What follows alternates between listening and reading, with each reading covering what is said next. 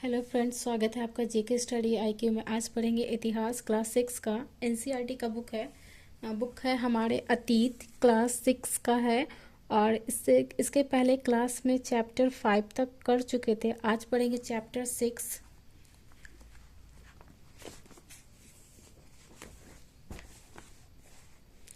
अध्याय 6, नए प्रश्न नए विचार। अनघा निकली सैर पर। अनघा आज पहली बार अपने विद्यालय की ओर से सैर पे जा रही थी। इसके लिए उसके देर रात पुणे महाराष्ट्र से वाराणसी उत्तर प्रदेश की ट्रेन पकड़ी। स्टेशन पर अनघा को छोड़ने आई उसकी मां ने अध्यापिका से कहा, बच्चों को बुद्ध के बारे में बताने के साथ साथ उन्हें सारनाथ दिखाने भी ले जाइएगा। बुद्ध की कहानी। बौद्ध धर्म के संस्थापक सिद्धार्थ थे, जिन्हें गौतम के नाम से भी जाना जाता है। उनका जन्म लगभग 2500 वर्ष पूर्व हुआ था। यह वह समय था जब लोगों के जीवन में तेजी से परिवर्तन हो रहे थे। जैसा कि तुमने अध्याय 5 में पढ़ा, महाजनपदों के कुछ राजा इस समय बहुत शक्तिशाली हो गए थे। हजारों सालों के बाद फिर से नगर उभर रहे थे। गांवों के जीवन में भी बदलाव आ रहा था। अध्याय 9 में पढ़ेंगे। बहुत से विचारक इन परिवर्तनों को समझने का प्रयास कर रहे थे। वे जीवन के सच्चे अर्थ को भी जानना चाह रहे थे। कुछ क्षत्रिय थे तथा साकेय नामक एक छोटे से गण से संबंधित थे। युवावस्था में ही ज्ञान की खोज में उन्होंने घर के सुखों को छोड़ दिया। अनेक वर्षों तक वे भ्रमण करते रहे तथा अन्य विचारकों से मिलकर चर्चा करते रहे। अंततः ज्ञान प्राप्ति के लिए उन्होंने स्वयं ही रास्ता ढूंढने का निश्चय किया। इसके लिए उन्होंने बोधगया बिहार में एक पीपल के नीचे कई दिनों तक तपस्या की। अंततः उन्हें ज्ञान प्राप्त हुआ। इसके बाद से वे बुद्ध के रूप में जाने गए। यहाँ से वे वाराणसी के निकट स्थित सारनाथ गए, जहाँ उन्होंने पहली बार उपदेश दिया। कुशीनारा में मृत्यु से पहले का शेष जीवन उन्होंने पैदल ही एक स्थान से दूसरे स्थान की यात्रा करने और लोगों को शिक्षा देने में व्यतीत किया।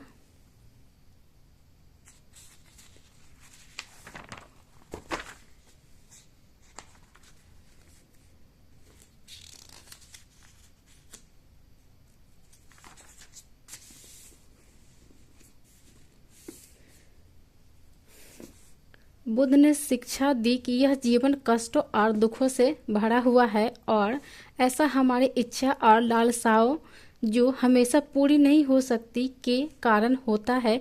कभी कभी हम जो चाहते हैं वह प्राप्त कर लेने के बाद भी संतुष्ट नहीं होते हैं एवं और अधिक अथवा अन्य वस्तुओं को पाने की इच्छा करने लगते हैं। बुद्ध ने इस लिप्सा को तन्हा तृष्णा कहा है। बुद्ध ने शिक्षा दी कि आत्मसंयम अपनाकर हम ऐसी लालसा से मुक्ति पा सकते हैं। उन्होंने लोगों को दयालु होने तथा मनुष्य के साथ साथ जानवरों के जीवन का भी आदर करने की शिक्षा दी।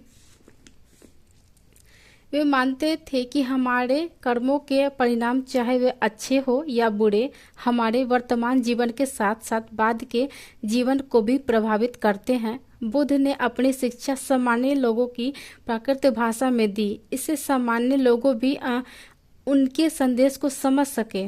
वेदों की रचना के लिए किस भाषा का प्रयोग हुआ, ये पूछ रहा है। वेदों की रचना के लिए किस भाषा का प्रयोग हुआ?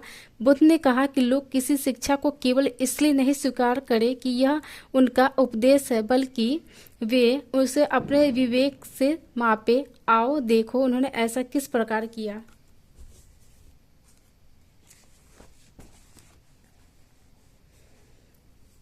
किस्सा गौतमी की कहानी। यह बुद्ध के विषय में एक प्रसिद्ध कहानी है। एक समय की बात है कि किस्सा गौतमी नामक एक स्त्री का पुत्र मर गया। इस बात से वह इतनी दुखी हुई कि वह अपने बच्चे को गोद में लिए नगर की सड़कों पर घूम घूम कर लोगों से प्रार्थना करने लगी कि कोई उसके पुत्र को जीवित कर दे। एक भला व्यक्ति उसे बुद्ध के पास ले गया। बुद्ध ने कहा, मुझे एक मुट्ठी सरसों के बीज लाकर दो, मैं तुम्हारे पुत्र को जीवित कर दूंगा। किस्सा गौतमी बहुत प्रसन्न हुई, पर जैसे ही वह बीज लाने के लिए जाने लगी तभी बुद्ध ने उसे रोका और कहा, ये बीज एक ऐसे घर से मांग कर लाओ जहाँ किसी की मृत्यु नहीं हुई हो। किस्सा गौतमी एक दरवाजे से दूसरे दरवाजे गई, लेकिन वहां जहां भी गई उसने पाया कि हर घर में किसी न किसी के पिता, माता, बहन, भाई, पति, पत्नी, बच्चों के, चाची, दादा, दादी की मृत्यु हो चुकी थी। बुद्ध दुखी माँ को क्या शिक्षा देने का प्रयास कर रहे थे? उपनिषद जिस समय बुद्ध उपदेश दे रहे थे उसी समय या उससे भी थोड़ा पहले दूसरे अन्य चिंतक भी कठिन प्रश्नों का उत्तर ढूंढने का प्रयास कर रहे थे। उनमें से कुछ मृत्यु के बाद के जीवन के बारे में जानना चाहते थे, जबकि अन्य यज्ञों की उपयोगिता के बारे में जानने को उत्सुक थे। इनमें से अधिकांश चिंतकों का यह मानना था कि इस विषय में कुछ तो ऐसा है जो कि अस्थायी है और जो मृत्यु के बाद भी बचा रहता है। उन्होंने इसका वर्णन आत्मा तथा ब्रह्म अथवा सार्वभौम आत्मा के रूप में किया है। वे मानते थे कि अंध आत्मा तथा ब्रह्म एक ही है।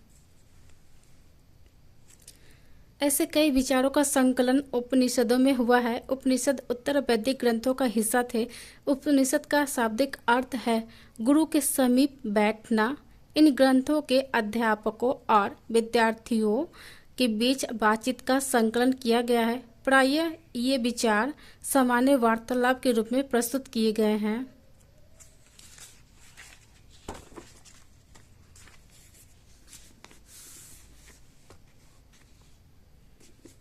बुद्धिमान भिखारी।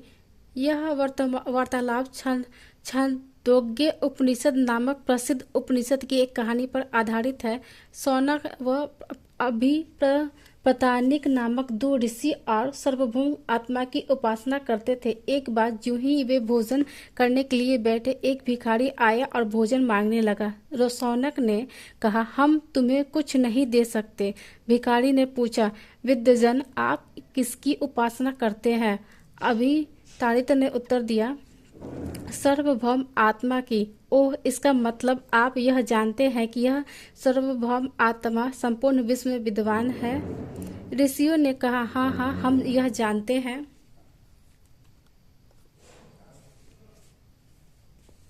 भिखारी ने फिर पूछा, अगर यह सार्वभौम आत्मा संपूर्ण विश्व में विद्वान है तो यह मेरे अंदर भी विद्यमान है। मैं कौन हूँ? मैं इस विश्व का एक भाग ही तो हूँ।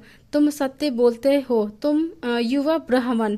इसलिए हे ऋषियों, मुझे भोजन देकर आप उस सार्वभौम आत्मा को भोजन देने से मना कर रहे हैं। भिखारी की बात की सच्चाई जानकर ऋषियों ने उसे भोजन दे दिया। भिखारी ने भोजन पाने के लिए ऋषियों को किस तरह मनाया? इन चर्चाओं में भाग लेने वाले अधिकांश पुरुष ब्राह्मण तथा राजा होते थे। कभी कभी गार्गी जैसी स्त्री विचारकों का भी उल्लेख मिलता है। विद्वता के लिए प्रसिद्ध गार्गी राज दरबारों में होने वाले वाद विवाद में भाग लिया करती थी। निर्धन व्यक्ति इस तरह के वाद विवाद में बहुत कम ही हिस्सा लेते थे। इस तरह का एक प्रसिद्ध अपवाद सत्यकाम जबाला का है। सत्यकाम जबाला नाम उसकी दासी माँ के नाम पर पड़ा। सत्यकाम के मन में सत्य जानने की तीव्र जिज्ञासा उत्पन्न हुई। गौतमी एक ब्राह्मण ने उन्हें अपने विद्यार्थी के रूप में स्वीकार किया तथा वह अपने समय के सर्वाधिक प्रसिद्ध विचारकों में से एक बन गए। उपनिषदों के कई विचारों का विकास बाद में प्रसिद्ध विचारक शंकराचार्य के द्वारा किया गया, जिनके बारे में तुम कक्षा 7 में पढ़ोगी।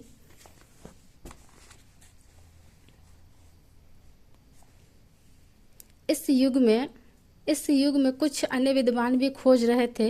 उन्हीं प्रसिद्ध विद्वानों में से एक पाणिनि ने संस्कृत भाषा के व्याकरण की रचना की। उन्होंने स्वयं तथा व्यंजनों को एक विशेष क्रम में रखकर उनके आधार पर सूत्रों की रचना की। ये सूत्र बीजगणित के सूत्रों से काफी मिलते जुलते हैं। इसका प्रयोग कर उन्होंने संस्कृत भाषा के प्रयोग के नियम लघु सूत्रों लगभग 3000 के रूप में लिखे। जैन धर्म। इसी युग में यथार्थ लगभग 2500 वर्ष पूर्व जैन धर्म के 24वें तथा अंतिम तीर्थंकर वर्धमान महावीर ने भी अपने विचारों का प्रसार किया। वह वज्जी संघ के लिच्छवी कुल के एक क्षत्रिय राजकुमार थे। इस संघ के विषय में तुमने अध्याय 5 में पढ़ा। 30 वर्ष की आयु में उन्होंने घर छोड़ दिया और जंगल में रहने लगे। 12 वर्ष तक उन्होंने कठिन एवं एकांकी जीवन व्यतीत किया। इसके बाद उन्हें ज्ञान प्राप्त हुआ। उनकी शिक्षा सरल थी। सत्य जानने की इच्छा रखने वाले प्रत्येक स्त्री व पुरुष को अपना घर छोड़ देना चाहिए। उन्हें अहिंसा के नियमों का कड़ाई से पालन करना चाहिए, अर्थात किसी भी जीव को न तो कष्ट देना चाहिए और न ही उसकी हत्या करनी चाहिए। महावीर का कहना था, सभी जीव जीना चाहते हैं, सभी के लिए जीवन प्रिय है। महावीर ने अपनी शिक्षा प्रकृति में दी। यही कारण है कि साधारण जन भी उन्हें उनके तथा उनके अनुयायियों की शिक्षाओं को समझ सके। देश के अलग अलग हिस्सों में प्राकृत के अलग अलग रूप प्रचलित थे। प्रचलन के क्षेत्र के आधार पर ही उनके अलग अलग नाम थे। जैसे मगध में बोली जाने वाली प्राकृत मगही कहलाती थी। जैन नाम से जाने के महावीर के अनुयायियों को भोजन के लिए भिक्षा मांगकर सादा जीवन बिताना होता था। उन्हें पूरी तरह से ईमानदार होना पड़ता था तथा चोरी न करने की उन्हें सख्त हिदायत थी। उन्हें ब्रह्मचर्य का पालन करना होता था। पुरुषों को वस्त्रों सहित सब कुछ त्याग देना पड़ता था।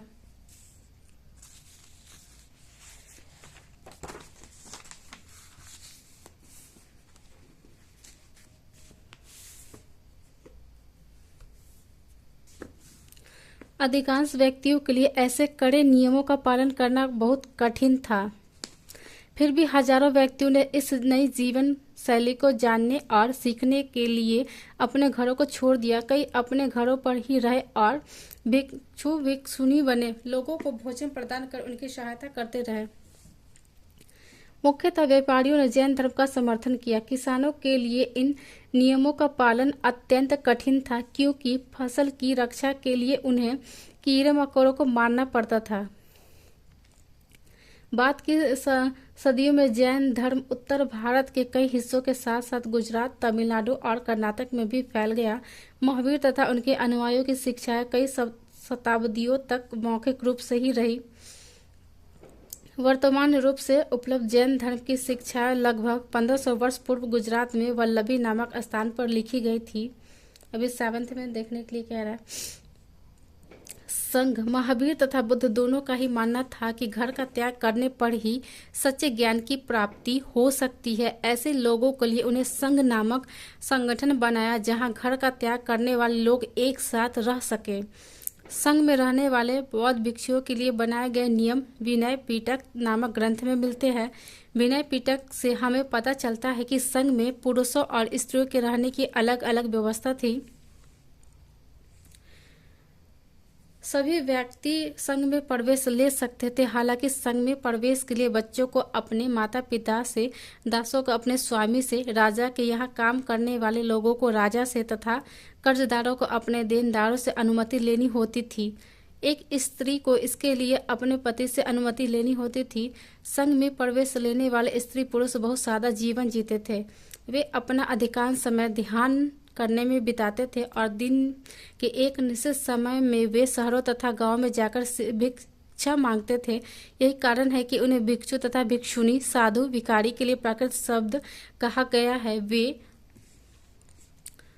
वे आम लोगों को शिक्षा देते थे और साथ ही एक दूसरे की सहायता भी करते थे।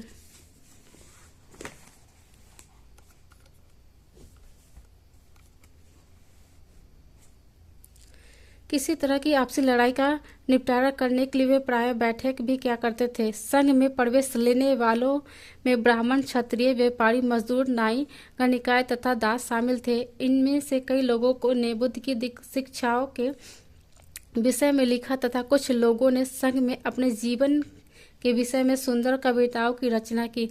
पिछले अध्याय में वर्णित संघ और इस अध्याय में वर्णित संघ के बीच दो विभिन्नताएं बताओ। इनमें से कोई समानता दिखती है? बिहार जैन तथा बौद्ध भिक्षु पूरे साल एक स्थान से दूसरे स्थान घूमते हुए उपदेश दिया करते थे। केवल वर्षा ऋतु में जब यात्रा करना कठिन हो जाता था तो वे एक स्थान पर ही निवास करते थे। ऐसे समय में वे अपने अनुयायियों द्वारा उद्यानों में बनवाए गए अस्थायी निवासों में अथवा पहाड़ी क्षेत्रों की प्राकृतिक गुफाओं में रहते थे। जैसे जैसे समय बीतता गया, भिक्षु भिक्षुणियों ने स्वयं तथा उनके समर्थकों ने अधिक अस्थायी शरण स्थलों की आवश्यकता का अनुभव किया। तब कई शरण स्थल बनाए गए जिन्हें विहार कहा गया। आरंभिक विहार लकड़ी के बनाए गए तथा बाद में उनके निर्माण में ईंटों का प्रयोग होने लगा। पश्चिमी भारत में विशेषकर कुछ विहार पहाड़ियों को खोदकर बनाए गए।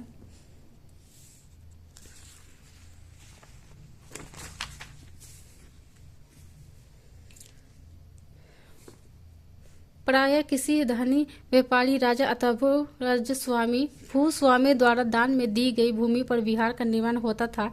स्थानीय व्यक्ति भिक्षु भिक्षुणियों के लिए भोजन, वस्त्र तथा दवाइयाँ लेकर आते थे, जिसके बदले